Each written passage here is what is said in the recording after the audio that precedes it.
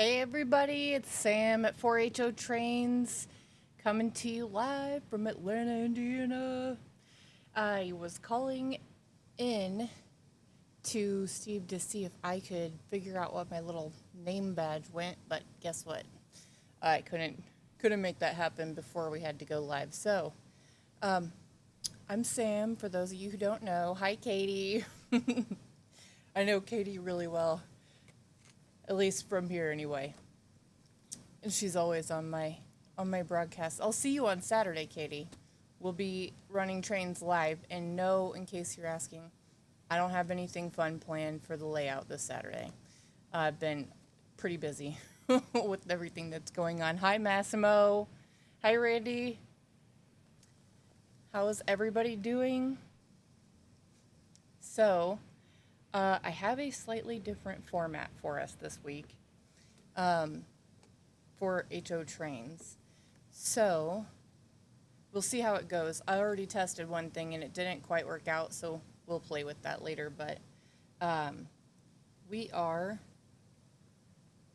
Yay! So, this is HO Scale Model Railroading Weekly Update. We have fresh new arrivals, new product announcements. I don't have any updates on what's coming next. Hey, Kai 3.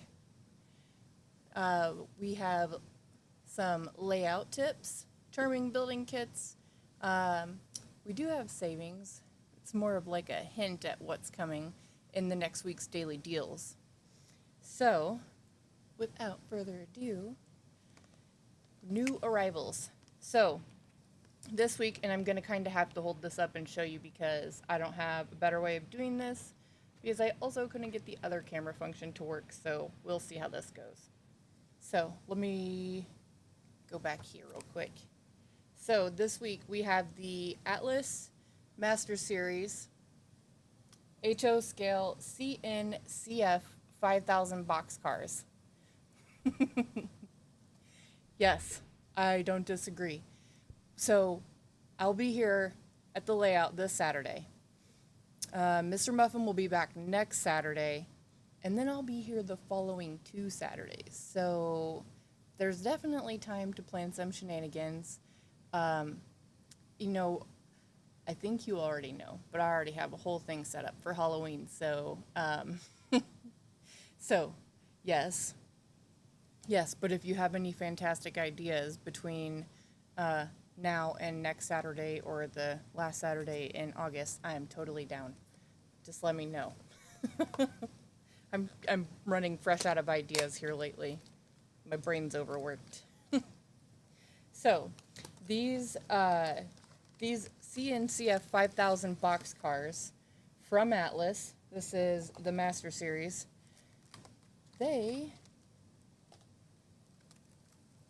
This one in particular, I don't know if you could see it. I'm going to take it out anyway. So, let's see what's going on here. I really just like the color on this one. That's why I picked it, so bear with me. So, check this out. It has got, this is the Grand Trunk and Western with the Rock Island, the Rock Island patch on this. Isn't this cool? It has the sliding, oh no, those are fixed door boxcars, or sorry, they're fixed doors on there. They do not slide on these ones. But isn't this so pretty? Check it out. So we've actually got these in, let's see. We have these in a couple other road names. These came, so this is the Grand Trunk and Western Rock Island patch, this guy is. We also have these in Canadian Pacific with an Ann Arbor patch. We have New York, Susquehanna, and Western, and then there's also a Rock Island, one of these as well. And again, this is the Atlas Master Series CNCF 5000 boxcars. These just came in hot off the truck Monday, I believe. So, let me see. Sorry, I'm checking my notes. Oh, yeah.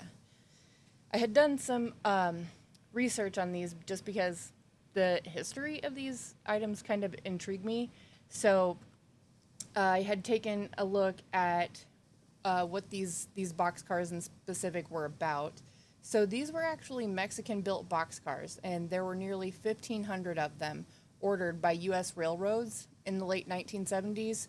Um, there, this was during the peak of the U.S. modern freight car production, but it wasn't limited to just U.S. builders, as multiple U.S. railroads opted to purchase these 70-ton, 50-foot boxcars from the Mexican freight car builder CNCF. So thousands more of the CNCF 5,000 boxcars would be difficult for Mexico's national railways in, oh, I'm sorry, they would be built for Mexico's national railways in the 1980s. And quite a few of these still are on our U.S. railroads, Canada railroads, and Mexico railroads. So I thought that that was pretty cool. Moving on. So, what do we have in just announced? So this week, KD just announced their 40-foot PS1 boxcar for United States Navy. This does have an 8-foot operating sliding door on these boxcars. This was shopped in 1172 and is painted in silver. So I thought I had done something great, and I had uploaded their video from YouTube onto here. However, so that they could tell you about it, because they can definitely do a better job of telling you about their products, better than I can anyway. However, there is no audio with this video, so that makes it even better. So then, moving on, we have pre-order deadlines. So the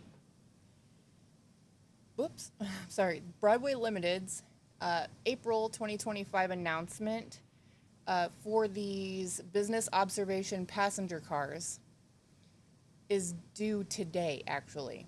So before I leave after my broadcast, I will be submitting our pre-order. So if you are interested, please submit your pre-order. Again, we do not take payments or require deposits for a pre-order. So if you go to our website, you find the product you like, there's a little button that would normally say add to cart, it'll say pre-order.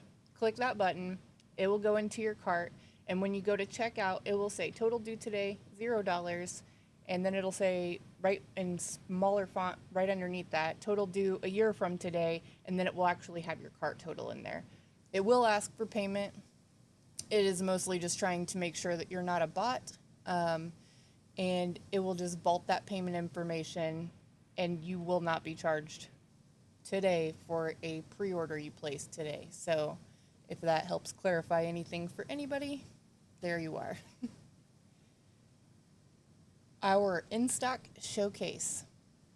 So every week Mrs. Muffin tells you about our featured in-stock item, and these are going to be in my newsletter tomorrow for our weekly deal. So these will be heavily discounted in our weekly deal starting tomorrow. So this is the Atlas Classic Series, Classic Gold Series, Alco RS11 diesel locomotives. We have these in 4 road names. At least that's what will be in the daily deals. Then we may have more. I did not check, to be honest. So we have this one, the Norfolk and Western. We also have this RS11 in Lehigh Valley, in Louisville, Nashville, and in Penn Central. So we've got 2 road numbers here, as you can see, for the Norfolk and Western. Mrs. Muffin will show you the 2 Lehigh Valley ones next. Also 2 different road numbers. And then, again, 2 road numbers for the Louisville, Nashville, and 2 road numbers for the Penn Central. So those will be in our weekly deals next week if you were thinking about or were wanting to get the RS11. Be on the lookout for that newsletter starting tomorrow. Would be a great time to grab these. And again, I kind of like to read up on the history of these, so drop some knowledge on you. These do have the golden white LEDs on them. They have realistic die-cast mainframes. They have a 5-pole skewed armature motor with dual flywheels. They have directional lighting. They are factory equipped with the Accumate knuckle couplers, separately applied wire grab irons, and they have two painted crew members in the cab there. I was gonna see. Oh yeah, there he is.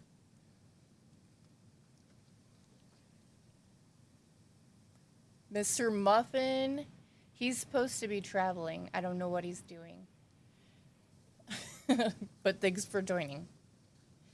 So, the RS-11s were first produced by Alco in the early 1950s. Well, early 1956. And they were classified by Alco as the model DL701, and it was their replacement for the very popular RS3 switcher. What I did not know was that this RS11 was Alco's answer to EMD's very successful GP9 because it was able to accelerate faster. It had higher tractive effort, like a higher tractive effort rating, and typically used less fuel than the GP9. So it was versatile and could be found in use with heavy haul freight as well as passenger cars. The largest owner of the RS11 was Norfolk and Western, which had purchased a total of 99 units and then an additional 35 later when they had merged with Nickel Plate, which I thought was pretty interesting. So felt like sharing with you. Moving on. Next is our layout inspiration. This is Atlas's pre-built layout package for HO. It is package number 16. This is expanding your 4x6. So if you had started with the HO kit number 1, this kit would come with everything you need to expand your HO1 kit, the HO13 kit, and give you a little more, once you're already set up and established and you gain that extra space, this would help you expand on your existing HO13 layout. And again, it comes with absolutely everything you need, from the track to the switch machines to the rail joiners to the wire, track nails, everything. It comes with all of it, everything except for your power. So you will have to buy your own transformer, but everything else that you need to build this is included in these kits. And again, Atlas HO16, expanding your 4x6 code 100 layout package. Next is our building kit. So featured this week is building kit from Corber Models. This is the HO scale general light and power plant kit. These are super popular and very cool. I really like the detail on them. I like the fact that you can paint the windows and customize them so that whereas the one in the middle has black windows, the ones down the middle and the left hand side, but the one on the right hand side has the white frames. I like that you can do so much with this, and they're really easy to put together. I know that Mrs. Muffin has showed you a few kits that she's put together, and you can customize them on every scale and make each one your own. So these are available on our website, 4hotrains.com, and just type in number 107, you'll find it. It'll be right there. Moving on to Club Corner. So this week, we are featuring the Hudson Model Railroad Club. They are located in Plains, Pennsylvania. They are I would say a small medium size HO scale club. They're a nonprofit club. They were founded in 1980. They own and operate an HO scale freelance 2,000 square foot layout, and they model many Northeast railroads from various different eras. This club meets on Wednesdays between 7 and 10 p.m., and they do host an annual winter open house each year, usually in November. I was going to see if this would take us. Let's see. That picture is from their layout. It's very cool. I can show you a video. Maybe not.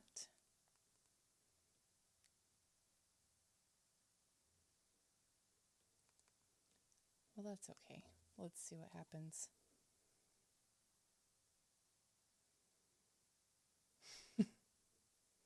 Of course, nothing goes according to plan, so that's okay.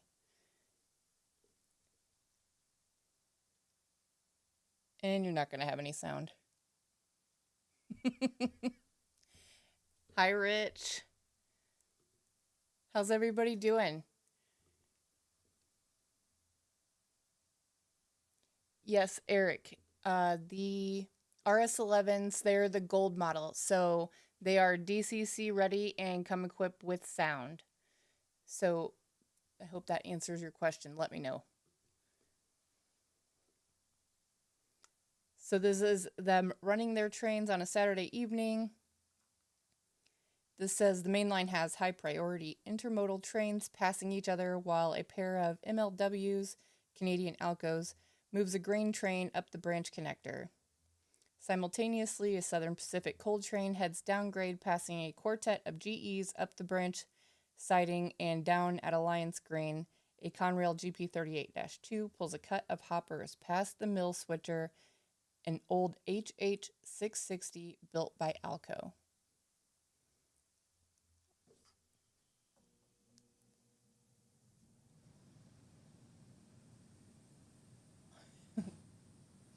Anyway, you guys should go check them out. If you were looking for something to do in the Pennsylvania area, because it's not a very big area, of course, you know, just anywhere in Pennsylvania is fine. You could go to their website, hudsonmodelrailroadclub.org, or you can send them an email at hudsonmodelrailroadclub@gmail.com. And then, of course, you can check them out on Facebook. Just type in Hudson Model Railroad Club. I found them. It's super easy. That is really all I have for you guys this week. I know it was kind of quick, but does anybody have any questions? Hey, Tom. Thank you so much.